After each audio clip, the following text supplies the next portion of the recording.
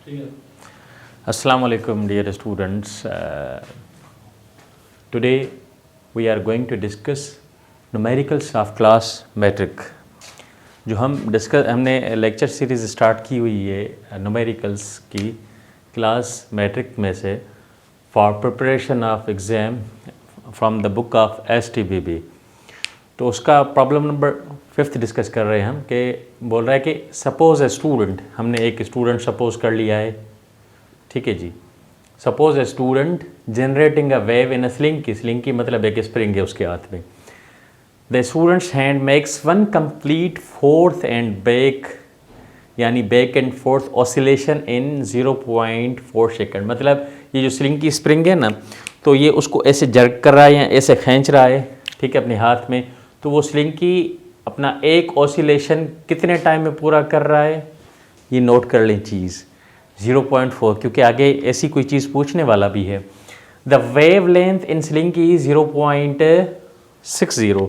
अच्छा, बोल रहा है कि अगर इसमें रेयरफेक्शन और कंप्रेशन आ रही है तो उन दोनों में जो वेवलेंथ आ रही है वो 0.6 मीटर की आ रही है, या जो उनमें सेपरेशन है, ठीक है जी। फॉर दिस वेव, अब इस वेव के लिए वो हमसे रिक्वायर कर रहा है, यहाँ पूछ रहा है, ये बोल रहा है कि डिटरमाइन करो कि पीरियड एंड फ्रीक्वेंसी। तो उस वेव की जो वेव जनरेट हो रही है उसकी पीरियड, उसका टाइम पीरियड क्या है, या उसकी फ्रीक्वेंसी उसकी फ्रीक्वेंसी क्या है, और फाइनली पूछ रहा है कि इसकी वेव स्पीड क्या है।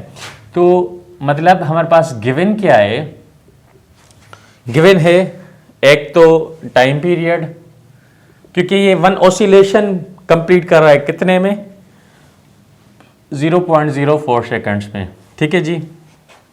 उसके बाद ये वेवलेंथ दे रहा है हमें, वेवलेंथ खुद ही दे रहा है कि 0.6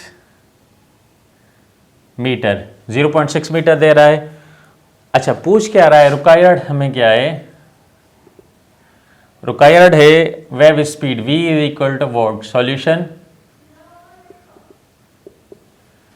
अच्छा, in given data we have given time period is given in data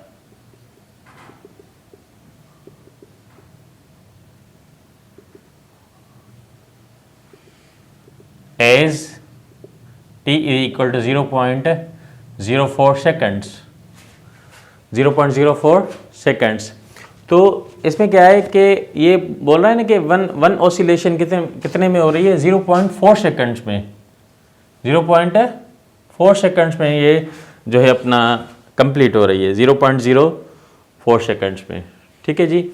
उसके बाद ये अपना ये जो दे रहा है आई थिंक इसमें 0.4 सेकेंड्स, ये जो वेवलेंथ दे रहा है वो दे रहा है 0.6 मीटर। वेवलेंथ कितनी दे रहा है, 0.6 मीटर।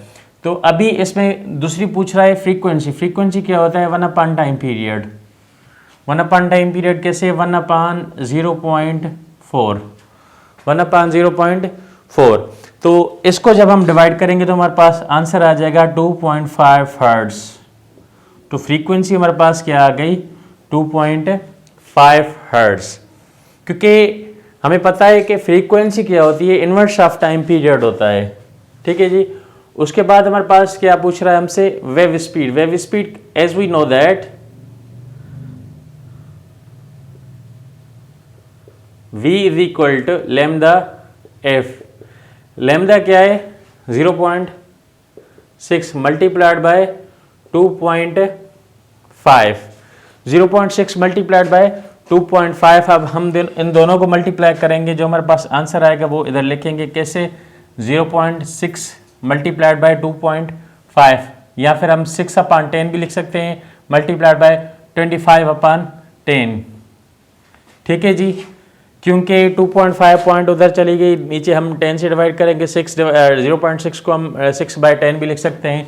तो हम आराम से टेबल भी जो है इस पे टेबल लगा सकते हैं। ये 5 टाइम्स लगेगी, इस पे 2 टाइम्स लगेगी, ये 2 की टेबल इस पे 1 टाइम है और इस पे 3 टाइम, ये होगा 15/10। ये टोटल क्या हो जाएगा, 15/10। 15/10 को हम 1.5 मीटर पर सेकंड लिखेंगे। ये हमारे पास रिक्वायर्ड वेलोसिटी है। वो वेव जो मतलब स्लिंकी वेव जो स्प्रिंग वेव है, बच्चा स्प्रिंग को खींच रहा है तो रेयरफेक्शन और कंप्रेशन की एक कंप्लीट ऑसिलेशन इसमें हो रही है। वेवलेंथ उसकी ये बन रही है, पीरियड और फ्रीक्वेंसी पहले हमने मालूम कर दिया और उसके बाद वेव स्पीड मालूम कर दी। ठीक है जी, नेक्स्ट लेक्चर में हम प्रॉब्लम नंबर 6 डिस्कस करेंगे।